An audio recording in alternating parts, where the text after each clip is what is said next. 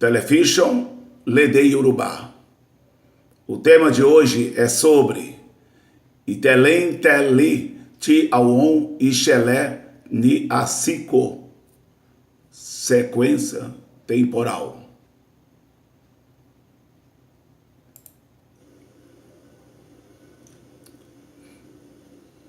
A razão pela qual as sequências temporais são desprovidas de significado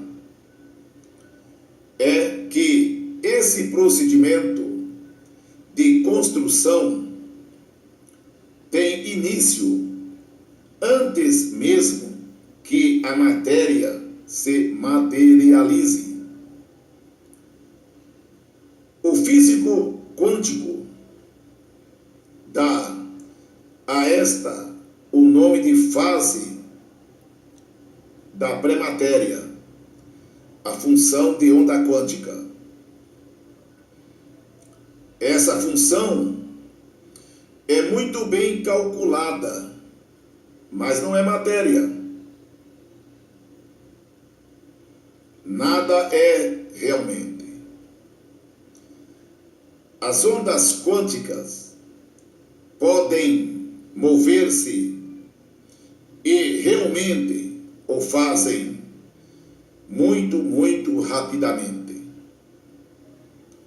De fato, podem mover-se mais depressa que a luz. E isso significa que podem mover-se para trás ou para a frente no tempo. Os físicos batizaram com o nome de taquions as coisas que podem mover-se mais depressa que a luz. Se é que esse tipo de coisa existe de fato. Tachyon significa coisa que anda depressa. Einstein e seus seguidores mostraram que tudo o que se move mais depressa que a luz pode ser observado em sequências temporais inversas. Alguns observadores veriam essas sequências como um filme, ao passo que outros as veriam como um filme rodado do fim para o começo. Por mais fantástico que isso pareça, os modelos matemáticos para tais coisas são muito bem definidos e, pelo menos, matematicamente bem compreendidos. Outra propriedade essencial é que a onda quântica representa onde e quando é provável que algo ocorra.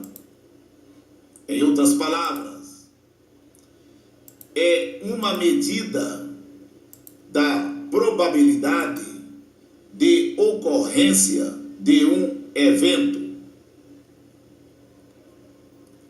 Tira-se disso a estimulante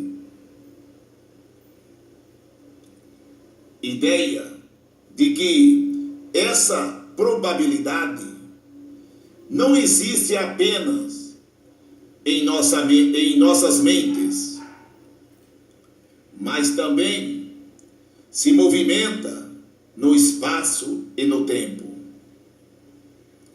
Em outras palavras, a onda quântica está em nossas mentes e fora delas, no mundo.